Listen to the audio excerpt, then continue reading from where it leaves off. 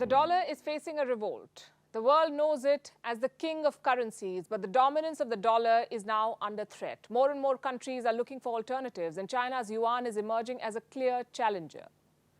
Beijing is pursuing a string of deals. The latest one is with Brazil. Brazil and China are ditching the dollar. From now on, they'll use their own currencies for trade. So China is pushing the yuan. What about the Indian rupee? It's not far behind. The Indian rupee is also emerging as a serious contender. And why are these trends significant? Because currencies drive commerce. The dollar's dominance gives the US an outsized influence on the global economy, and a shift away from the dollar will only hurt America. It will also hasten the rebalancing of the global economy. In the next few minutes, we'll look at this trend and where this is going. First, the events in Brazil. Brazil announced the deal yesterday, and it did not come out of the blue. The agreement had been in the works for a while. A preliminary pact was signed in the month of January. It laid the foundations of the final agreement, and it's a fairly simple deal. Earlier, Brazil and China used the US dollar for trade. Now they will deal in their native currencies. China will use the yuan, and Brazil will use the Brazilian reais. How does it help? It will save costs. Look at the official statement from Brazil. This is what it says. The expectation is that this will reduce costs, promote even greater bilateral trade, and facilitate investment. China is Brazil's biggest trading partner. Last year, their bilateral trade was worth over $150 billion. So it makes sense for Brazil to ditch the dollar. But what's in it for China? Beijing is on a mission. It wants to internationalize the yuan. It is building a large coalition of partners. These are countries that will use the yuan instead of the US dollar, and Beijing has made considerable progress in this direction. It has secured bilateral pacts with 41 countries so far. The total value of these agreements is more than $500 billion. So the yuan is gaining international acceptance. And the petro-yuan is rising. Now, what is the petro-yuan? It's not a different currency. Petro-yuan is simply using the yuan to settle oil bills, just like the petrodollar. And China is making an aggressive push for this. It is finding takers in oil-producing nations. Russia, for instance, it has embraced the yuan. So have Iran, Venezuela, and some African nations. Now, reports say Saudi Arabia is also considering the switch from the dollar to the yuan. And this is going to be a very important development. We know that Riyadh has been at odds with Washington and is getting closer to Beijing. But ditching the dollar will be a decisive move. Meanwhile, the Indian rupee is also competing in this race. Last year, India's Reserve Bank made a move. It allowed international trade settlements in the Indian rupee. It's still early days, but India has made progress. Banks in 18 countries have shown interest. They've opened special accounts, and these accounts will help them settle trade payments in the Indian rupee. And these are the countries we're talking about. They're ditching the dollar. They want to use the Indian rupee for trade with India. Earlier this year, Brazil and Argentina floated an idea. They're thinking about a common currency for South America. Halfway across the world, Southeast Asia too is losing patience with the US dollar. In Africa, countries like Kenya are dumping the dollar. They'll use the Kenyan shilling for oil imports. So here's a question. Why is all of this happening now? Why is there a global rebellion against the dollar? Also, how did the dollar become the world's reserve currency? It happened after the Second World War in the year 1944. 44 allied countries met at Bretton Woods in the US. 44 countries came together. They wanted to avoid another financial turmoil, so they created a system, a set of rules that would shape the global economy as we know it today. It led to the creation of the International Monetary Fund, the IMF, also the World Bank. The Allies also agreed to a new exchange rate system. Each country pegged the value of its currency to the US dollar, and that's how the American dollar gained its dominance. The Bretton Woods Conference gave the US immense power to dominate the global economy.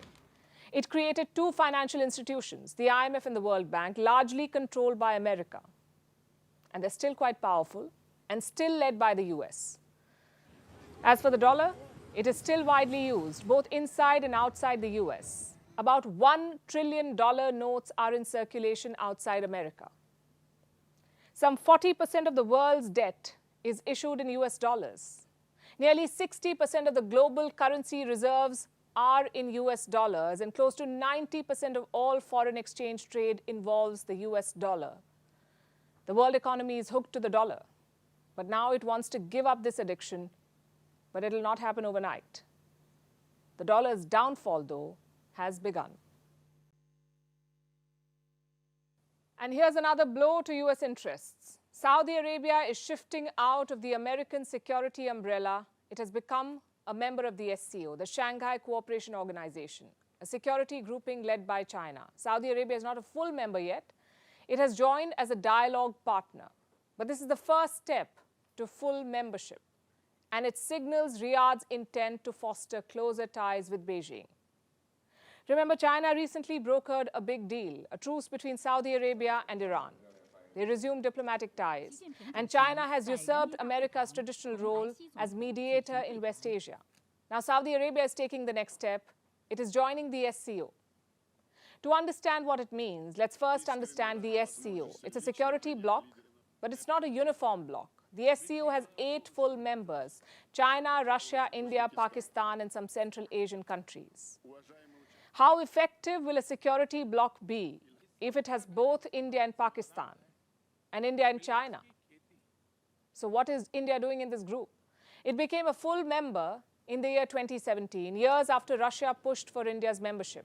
At the same time, China pushed for Pakistan, and it became a member in the same year, 2017. So India, China, and Pakistan are in the same group. But that did not stop China from trying to invade Indian territory in 2020. It also did not stop Pakistan from trying to infiltrate into Kashmir. Moral of the story? The SCO is not some kind of Eastern NATO, but it does have military, economic, and cultural cooperation. And as weird as it may sound, last year, Pakistani, Chinese, and Indian troops exercised together. They held a joint anti-terror exercise on Indian soil. That's the SCO for you, a coalition of contradictions. Now, Saudi Arabia wants to join it.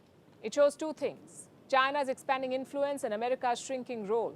Saudi Arabia's ties with the US have been frosty ever since Joe Biden became president. He famously vowed to make Saudi Arabia a pariah on the global stage. This was over the killing of journalist Jamal Khashoggi. He's said to have been killed on the orders of MBS, Mohammed bin Salman, the Crown Prince of Saudi Arabia, also its de facto ruler. So Biden's threat was directed at MBS, and before he could make good on this threat, the Saudis are moving on. They're looking for friends elsewhere. The Saudis are leaning towards Russia and China. On oil production, Saudi Arabia sided with Russia rather than America. On the truce with Iran, it has chosen China over America. Riyadh is being pragmatic. It is also deepening economic ties with China.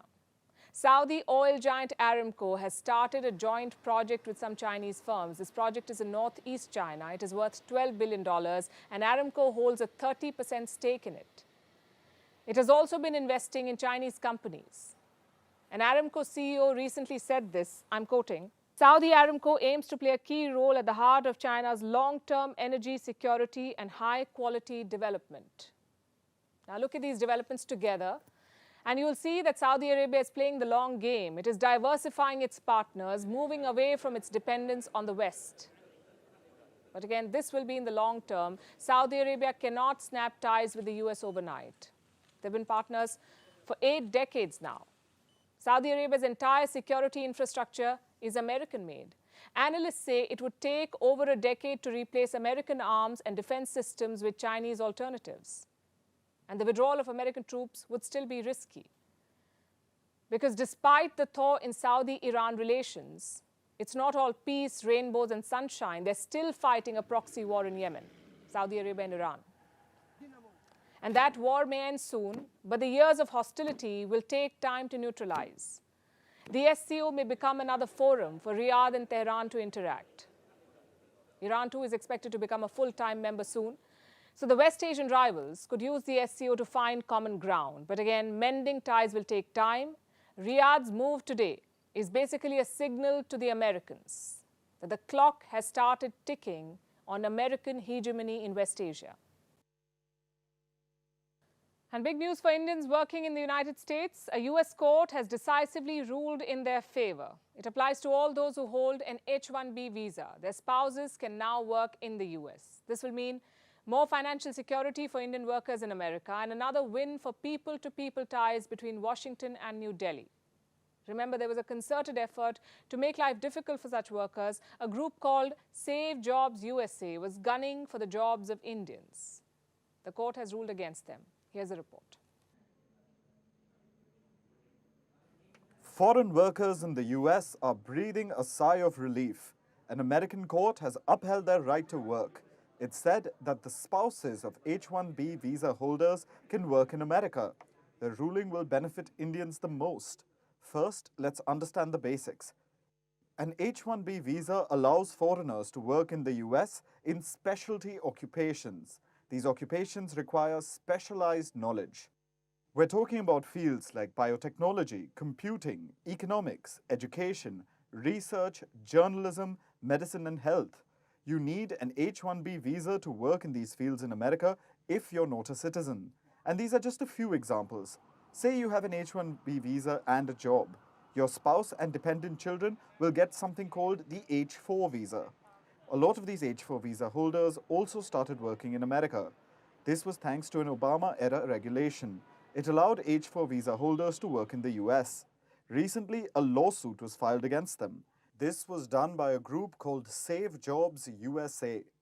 They said the regulation did not have the approval of Congress, meaning H-4 visa holders should not be allowed to work. But that argument has been struck down.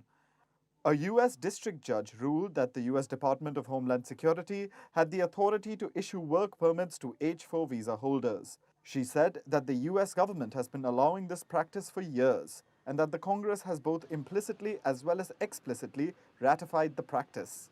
On the face of it, this might not seem like a big deal. But ask Indians living in the US, and they'll tell you it's perhaps the most significant ruling that has come their way in a long time. Sure, Indians aren't the only ones who get an H-1B visa, but they get the maximum number of these visas. In 2020 and 2021, Indians got 74% of the H-1B visas issued by America, and the trend continues. The US has issued 100,000 work authorizations to the spouses of H-1B visa holders. A considerable number of these are for Indians, and the court has ruled in their favor. They can now continue working and supporting their families financially. Also, the US needs Indian workers. There's a reason why so many Silicon Valley executives are Indians. They are highly skilled, motivated, and known to deliver results. So this is a community which Washington cannot afford to antagonize. The US has taken a series of steps to mitigate the troubles of Indians traveling to the US. In September last year, the Biden administration had promised to help Indians out. Here's what Secretary of State Antony Blinken said. We have a plan when it comes to India to address the backlog of visas that's built up. I think you'll see that play out in the coming months, but it's something that we're very focused on.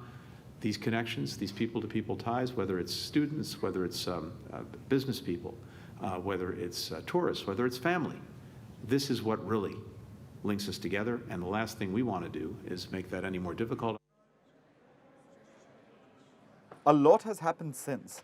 Last month, the US said it was reintroducing domestic visa revalidation, especially for H-1B and L-1 visa holders. Again, Indians would benefit a lot. Since 2004, Indians living in the US had to travel to India to get their visas revalidated. And that was a big hassle. It took months, if not years, to get this done. But soon, such visa holders will not have to travel to their country of origin. Instead, they can get their visas revalidated in the US itself. That's not all.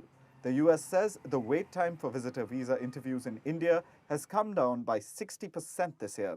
And Washington has set a goal for this year. It plans to issue 1 million visas to Indians in 2023. It has already processed more than 200,000 applications in its embassy and consulates across India.